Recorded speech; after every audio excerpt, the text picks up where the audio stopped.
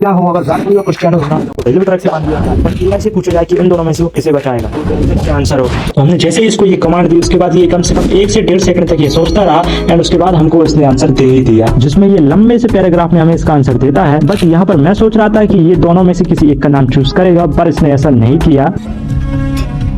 ये इसके आंसर में बताता है कि विराट कोहली और क्रिस्टियानो रोनाल्डो में से आखिरी किसी को चूज करना चाहता है, तो स्किल और उनकी एज पर ये विराट कोहली को चूज करता है। बट ऑनेस्टली इसका आंसर ये है कि ये उन दोनों में से दोनों को ही बचाना चाहता है। यह बोलता है कि ये किसी कारण से ट्रेन को रोक देगा और दोनों को ही बचाने की कोशिश करेगा।